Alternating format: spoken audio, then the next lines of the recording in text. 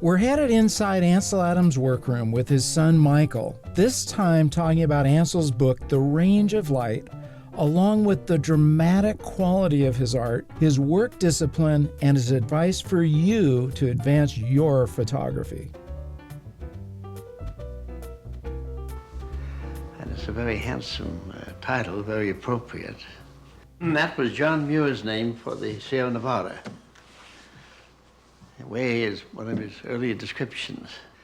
So what I wanted to do in this was to stress the fact that Yosemite is just a relatively small part of the whole Sierra Nevada. So I have a question for you about the range of light. And I know Ansel mentioned that this was whittled down from 6,500 negatives. Images. You probably will understand that Yosemite and the Range of Light means the Sierra Nevada, as it was called by John Muir. Right. And most of Ansel's work, or much of, in the large proportion, was probably photographs taken in Yosemite and the Sierra Nevada. Yes. And whittling it down from that many was probably a difficult task. And they go back to the early 20s. As some of his first photographs of the Sierra, up until the 60s and maybe into the 70s. And from that 6,500, you're saying he had to whittle it down to whatever's in this book. There were a total of about 40,000 negatives. So it's a significant amount of his total work. 40,000 is his total library. Total number, yeah. Amazing. So you're looking at his selection of what he thought was important in Yosemite and the Sierra Nevada. And it's a wonderful book done in 1979. I have a copy of it. And one of the photographs being Winter Sunrise, Sierra Nevada, taken from the east side of the Sierra in 1944. This was when he was on that other project to Manzanar to do the story of the Japanese American That's when my mom who were met. incarcerated. Yeah. And this photograph was taken on one of those 4 trips over there. This being Long Pine Peak, and that being Mount Whitney. Okay. And the Alabama Hills in the foreground. What I love about this too is the horse here. The horse. Gives it the scale. This It tiny does. horse. And the horse cooperated It did. at that time. Probably a long exposure too, you know. It was early in the morning, and I know it was very cold. That's a brilliant photograph. And one interesting thing about this is when he took this picture originally, there was a white LP for Lone Pine from the high school.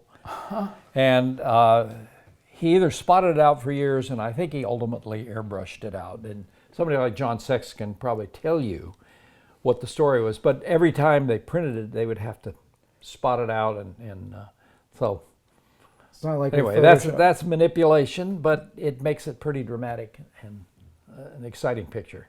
Well, he made that point over and over again that he wasn't showing reality. He was showing what he wanted you to see. Absolutely. This is not what you see, but it's what I want you to see. I want you to see. That's why the drama, I think, Totally. that he was a master of. And his control over light. The light. And what he could draw out from the Right. negative and the performance in the print. That's fantastic. Michael, so what was his schedule like and his discipline as a photographer, both learning and producing photography? He was on a rather tight schedule when he was on a project. Here in the home, when he was developing, he was pretty much a day-to-day similar program of breakfast in the morning and then either writing or in the dark room, and usually a break for lunch and a break in the evening for a glass of wine or a vodka tonic. When he was on the road, it was much more hectic, and it had a lot to do with the light.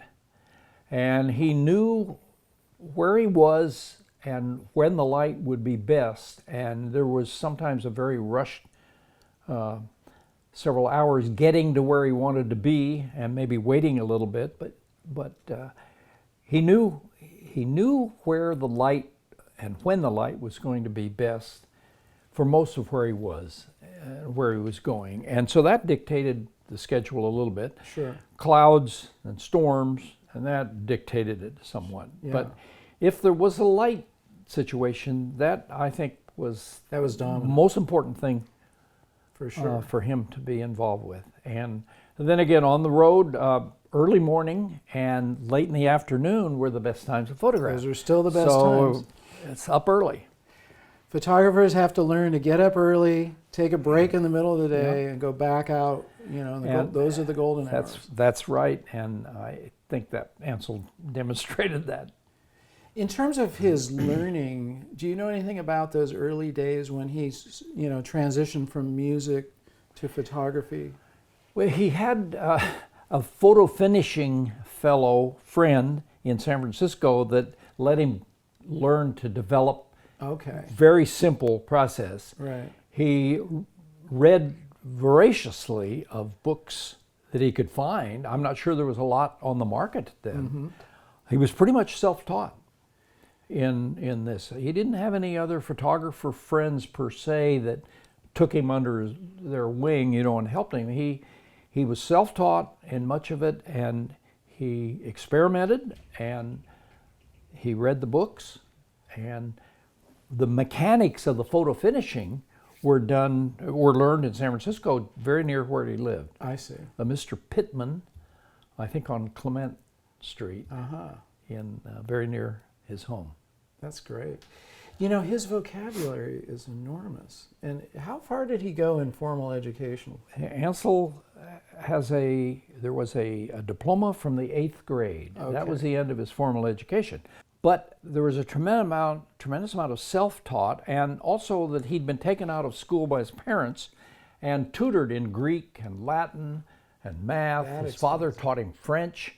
So he had a much wider vocabulary and wider experience than you would think an 8th grade education would be. He was homeschooled, essentially. He was homeschooled.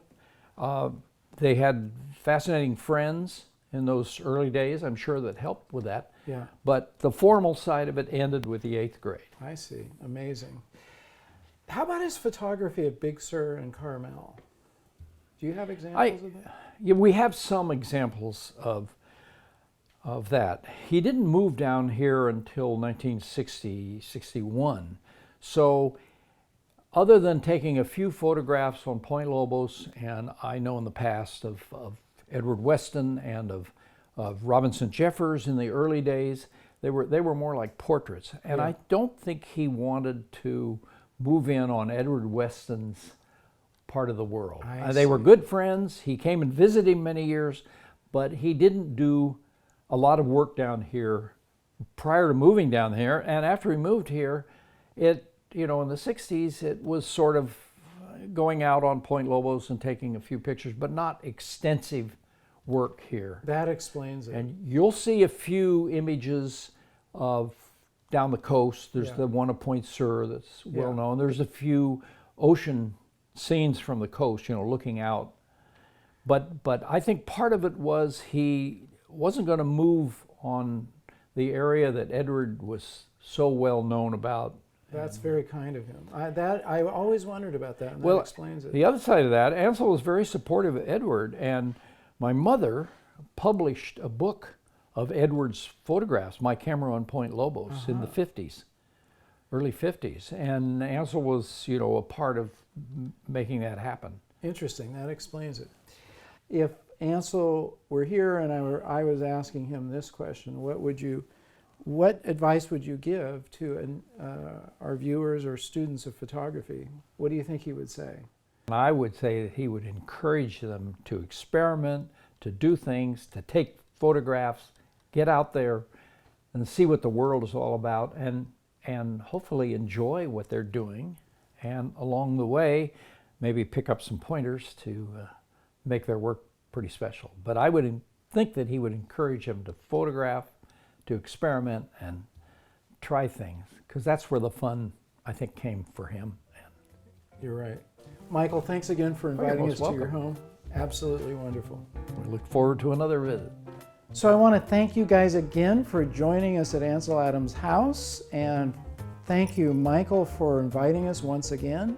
Be sure to subscribe so you don't miss any of our upcoming videos. And we love it when you guys leave your comments down here, when you like us and share with your friends. And be sure to get out and capture your own images of life.